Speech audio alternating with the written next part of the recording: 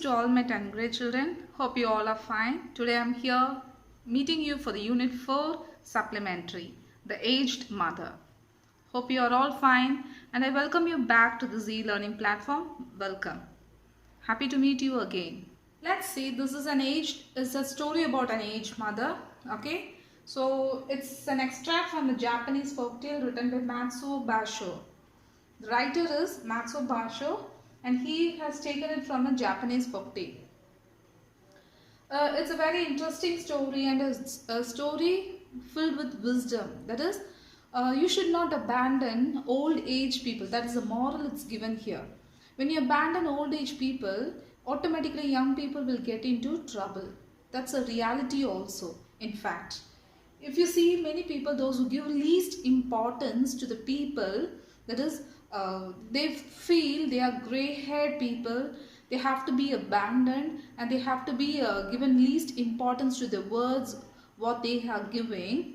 Actually, some may not be that much of wisdom-filled words, some people who are giving. But still, some stories, even in Indian folktale also you have heard.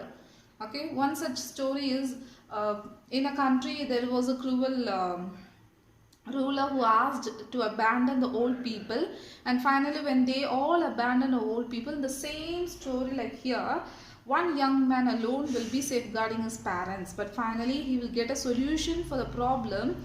That is, a famine will come to the country and finally his parents only, that is, they only give the correct solution for the thing. So that is a great thing which we learn. That's a great lesson also which we learn and we have to keep up in our life too. Let's see today's story. It's really a Japanese folktale and it takes place in a country called Country Shining. Okay, there was a cruel despotic leader and he proclaims a proclamation, a cruel proclamation, that every aged people, that is old age people, should be abandoned, should be killed. And all the people in the country, they will not give a second thought. Second thought means they are not thinking once again whether I should do it or not. Instead, they go for the they will take that order and they will finalize it and they will do it and they will kill all their parents. But one such young man alone, he was really felt painful at heart to kill his mother. Actually, his father is not there. His mother alone was there and she was very old and very weak. And he hid her in one of his house shelves. Okay, so there she was there, and one day he was not able to hide her any longer. So with a heavy heart he decided to take her to the high bear summit. It's a great mountain, high mountain, where he packs his bundle with unwhitened rice. Okay, unwhitened rice which is tied in a square cloth.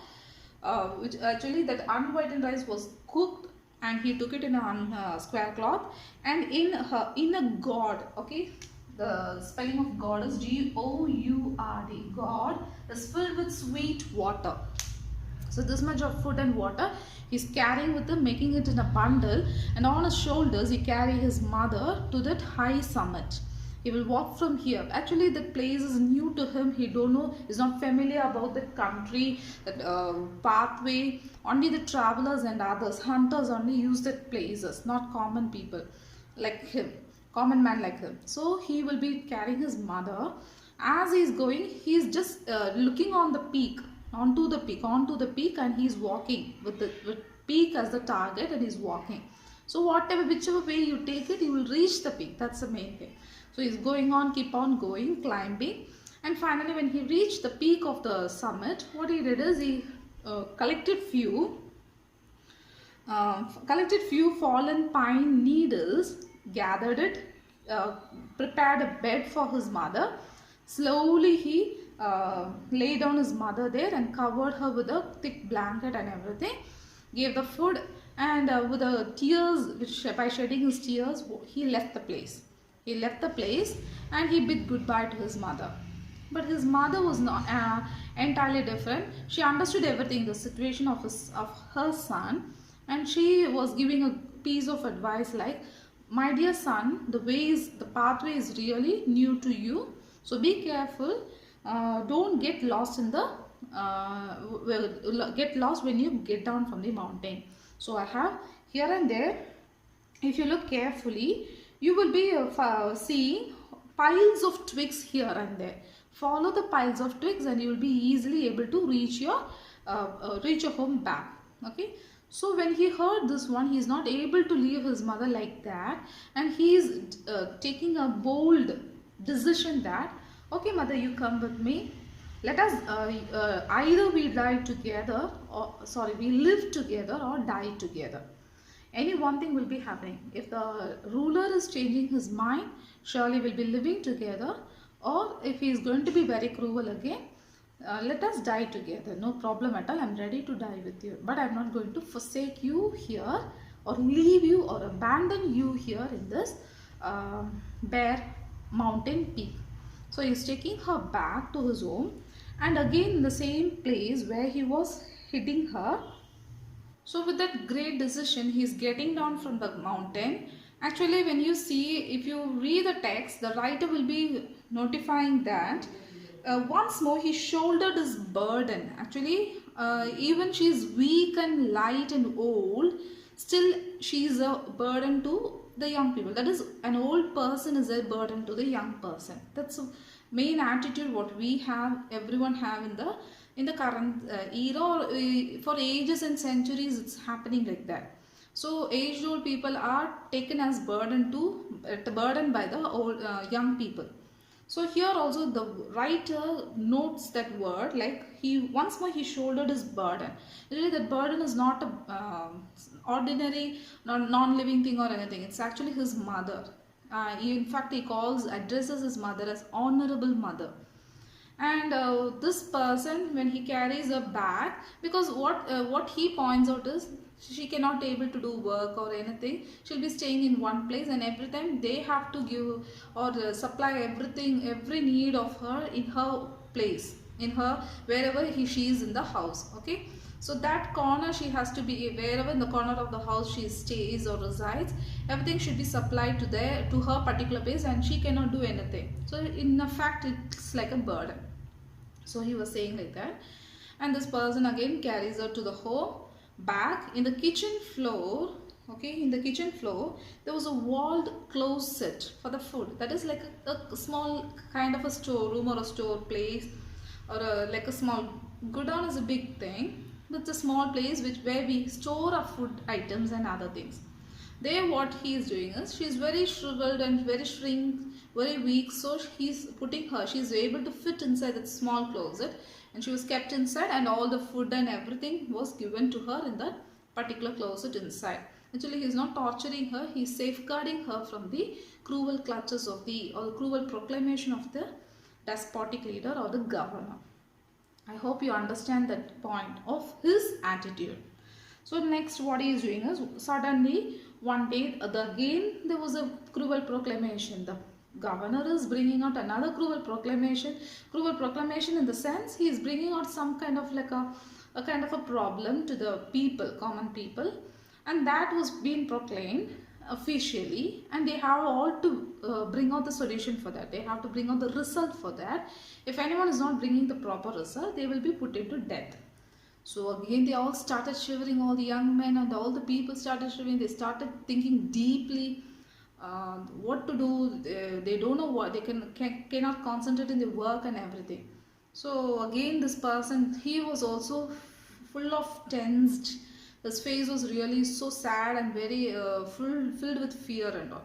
His mother noticed it, and she asked what is the matter, and he said the governor has proclaimed that we have to present a rope of ashes. A rope of ashes. Think about it.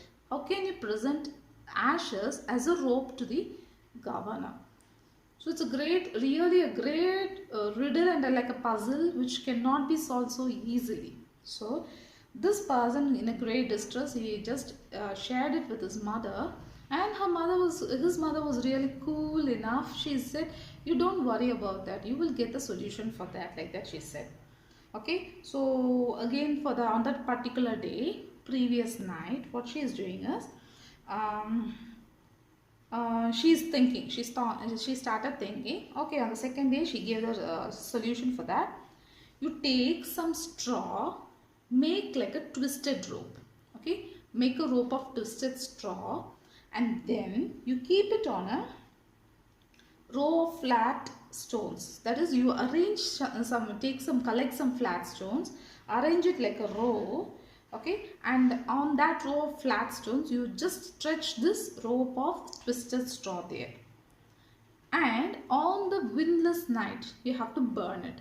So in the night time you have to burn it, but before burning you should remember that there should be no wind. Okay, so you will do certain things. When you do certain things, you will see when the wind is that is when which direction the wind is blowing. You will be doing according, if you are favorable with the wind, you will be doing the work according to the favorable condition of the wind.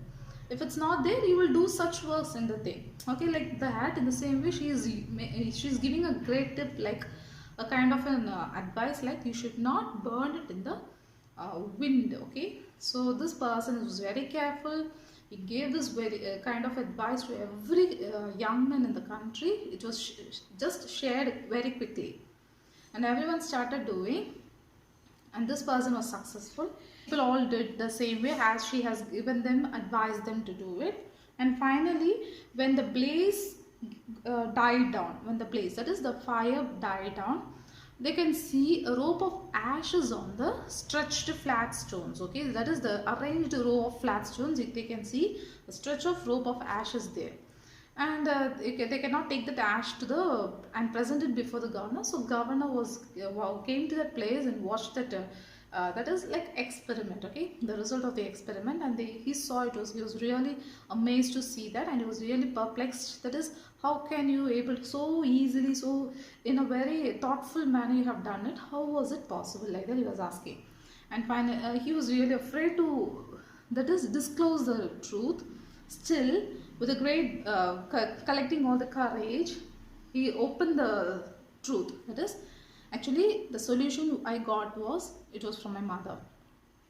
So mother, how can it be? So you didn't, so he understood that the country shining, he said, okay, shining needs more than strength of youth, he said gravely. So he was saying, so in not the youth are the strength or the pillars of the country, even the aged people. Okay, aged people means the people who are filled with wisdom. They are also the pillars of the any country, not even shining, any country. Both young and aged are needed, old are needed. So he understood that, and he gave a word that with the crown of snow there cometh wisdom. With the crown of snow, in the sense, where do you place the crown? We all place the crown on the head. Okay, with the crown on the head. When you see your head, now you are all students. When you see your head, it's covered with fully black. But when you see your grandfather and grandma, their head will be covered with grey hairs. It's not white hair, it's grey hair. So that's what he is saying.